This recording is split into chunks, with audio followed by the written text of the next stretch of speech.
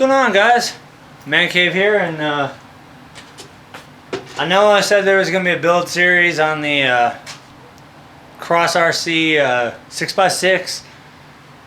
I got a little way too excited and just ripped through the entire kit in 2 days. The only thing that held me up was all the plastic work like I showed in the unboxing video, but I'm still not complete yet. Still got to put the electronics in. I've got to finish routing the wiring for the light kit that came with it. Got my Savic servo in here.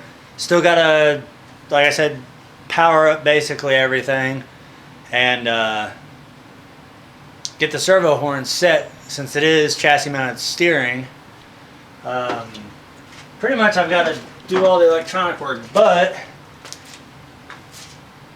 there's a piece missing that came off the front bumper. There's a couple pieces I have to attach, but you guys get the general idea so far. Big long sucker, which the suspension does cycle. Granted, it's not like SCX. It does take some takes a little bit of force to move those, but I'm not expecting a rock crawler out of a 6x6. So the back, we've got our stop lights, brake lights rather, and our turn signals. If you see this little right there, there's a light in there. And then we've got our military blackout lights, which is one here and then one over here. Those are ambers.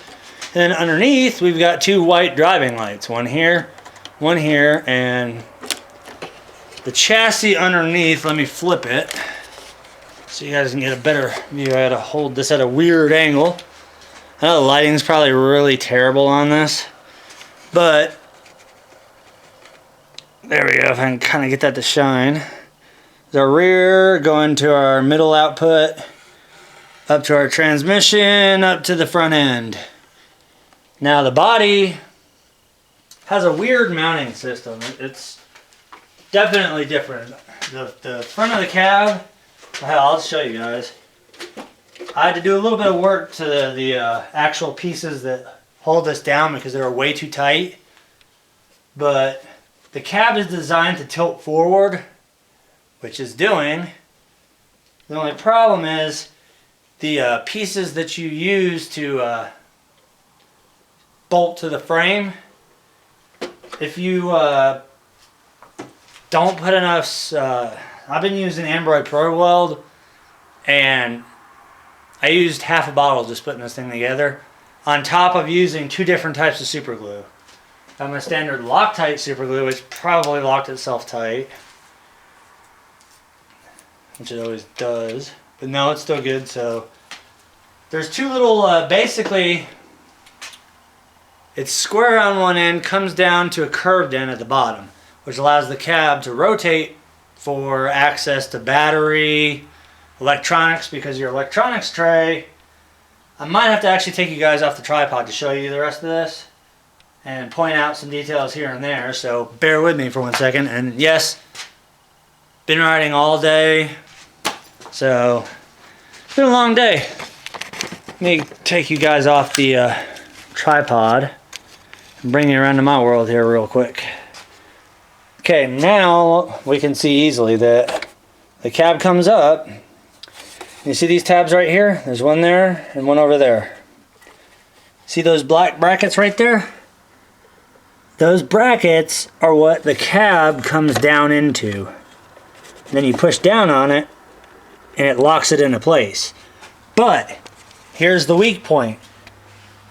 Stock, as you can see, I've got something under here to hold the cab up so it doesn't completely just want to rip off.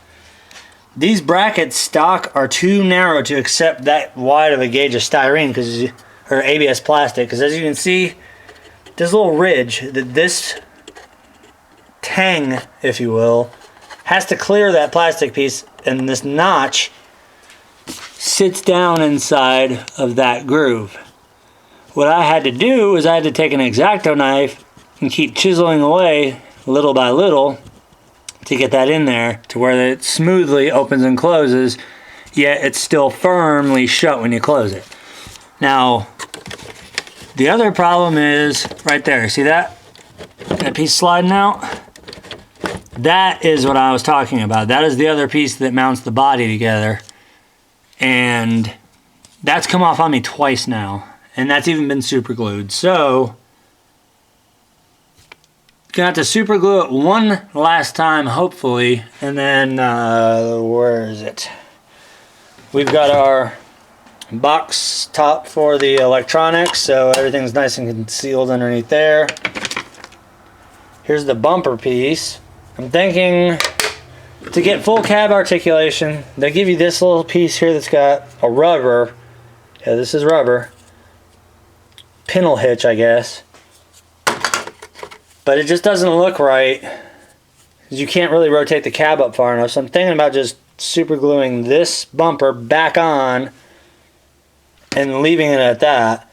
But other than that, all we really have left to do is, like I said, hook up a speed controller, throw a receiver in it, and the light controller is up here.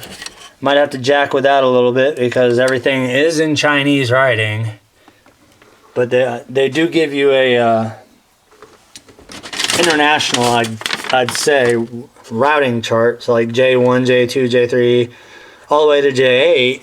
And every single wire says J1 through 8 corresponding. So if they're upside down, the lights won't come on.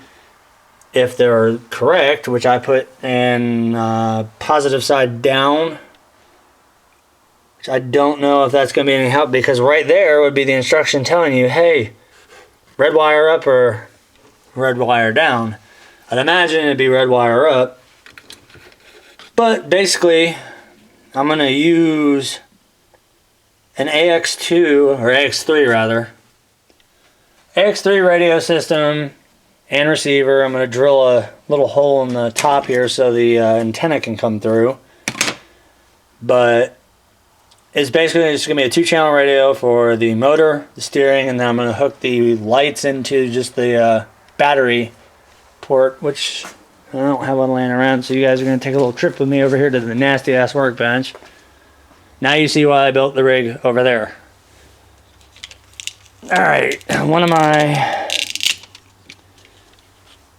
Yep, we got our 3-channel, which I don't know why they give you 3 channels on a 2-channel pistol grip radio, but the lights are going to go into the battery port, and then obviously steering and throttle. Now I'm going to bind it up to this radio, not the GT3B, because I need to buy more receivers. So we're pretty much down to the final details, just hammering out the small stuff and then making sure this thing actually drives the way it's supposed to. They tell you to put the battery in the frame, but there's no freaking way that you'd be able to charge a battery with it underneath here, plus it'd be getting in the way of the suspension. And there's a guy on RC 4-wheel drive forums that built one of these and actually inspired me to get one.